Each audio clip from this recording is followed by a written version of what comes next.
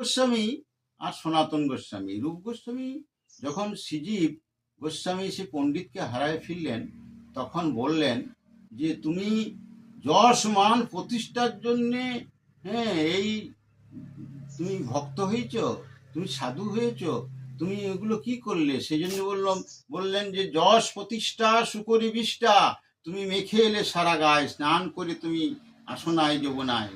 তাহলে তুমি যমুনায় স্নান করে শুদ্ধ হয়ে আসো নাই, তুমি মান যশ প্রতিষ্ঠা সেইগুলো শুয়োরের পায়খানার মতো সেইগুলো তুমি গায়ে মেখে এসছো। হ্যাঁ, এই বলে সেই শ্রীজীব গোস্বামীকে রূপ গোস্বামী ত্যাগ করলেন আশ্রম থেকে।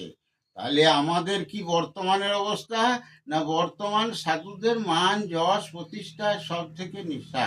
টাকা বাড়ি গাড়ি বড় বড় আশ্রম হবে, এই সকলের নেশা, মানে বিষয় গাড়ি বাড়ি ছেড়ে দিয়ে পরে, হ্যাঁ, সংসারের মানুষ যেমন ওইগুলো নিয়ে মত্ত থাকে, তেমনি সাধু সন্তরাও ওই সকলগুলো বাড়াবার জন্যে উঠে পড়ে লেগেছে। এই তো সাধুদের অবস্থা, হ্যাঁ, ফকিরদের অবস্থা এই।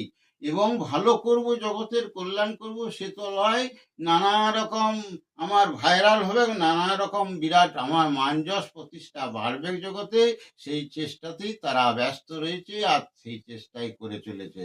জয় গুরু, জয় গুরু।